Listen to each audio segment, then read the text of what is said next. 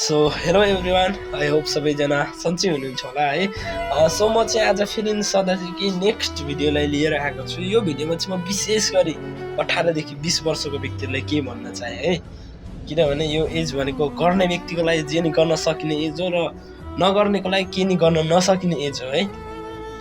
यो एजमा चाहिँ आफूभित्र एउटा घमण्डीपन उत्पन्न हुने एज हो कि है। हरेक कुराको मतलब हुँदैन, बाल हुँदैन के हैन। यदि लाइफमा केही गर्नु छ भने चाहिँ नि आजैबाट स्टार्ट गर्ने हो कि। यो एजमा चाहिँ के हुन्छ, आज भएन भोलि गर्छु, भोलि भएन पर्सि गर्छु भन्ने हुन्छ कि।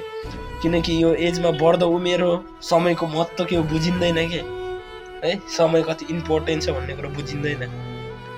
तर सम्झिने त तपाईँ हाम्रो लागि त जहिले नै गरौँला के, तर आफ्नो फ्यामिलीको लागि त गर्नु छ नि, आफ्नो बाबा मम्मीको लागि त गर्नु छ नि हैन। एकचोटि यो कुरालाई फिल गर्नु त कि तपाईँको सफलताले कुरेर बस्ने व्यक्तिसँग समय होला त, या कसैको उमेर बढ्दैछ भने कसैको गर्दैछ के है।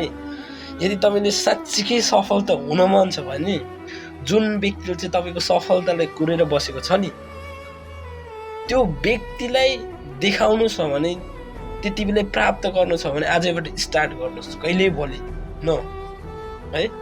किनभने यतिको एजमा मसँग हरेक कुरा छ जस्तो फिल हुन्छ, तर केही पनि हुँदैन है हुन चाहिँ। तर तपाईँले सक्सेस नि, सफलता नि जुन व्यक्तिले पर्खिरहेछ त्यो व्यक्तिले तपाईँले बुझिरहेछ क्या। यो व्यक्तिले एक दिन के गर्छ, यसले एक दिन सफलता प्राप्त गर्छ भनेर उसले पर्खिरहेछ क्या त्यो व्यक्तिले। त तपाईँले आफूले चिनेको छैन है। म गर्न सक्छु त भन्ने खालको सोच गर्न सक्छ के, गर्नुपर्छ, गर्न सकिन्छ। त्यसैले तपाईँको सफलताको अर्थ त्यति बेला जुन भ्यालु बुझिन्छ नि, जुन व्यक्तिले तपाईँको सफलतालाई कुरेर बसेको छ है, यदि त्यो व्यक्तिले तपाईँको सफलतालाई देख्यो भने त्यो सफलताको अर्थ हुन्छ। यदि तपाईँले त्यो सफलतालाई पछिबाट प्राप्त गर्नु भने त्यो सफलताको केही अर्थ हुँदैन कि है, किन गरेको, के को लागि गरेको भन्ने। सो त्यसैले जे गर्नु छ आजैबाट गर्नु छ है, भोलिबाट गर्छु पर्सिबाट गर्छु भन्नु त्यो कल्पनामा हो है।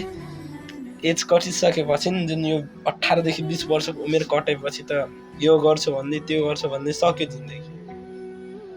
सो त्यसैले जे गर्नु छ तपाईँ हामीले आजैबाट गर्नु छ है। सो यति नै रहेको छ आजको भिडियो चाहिँ।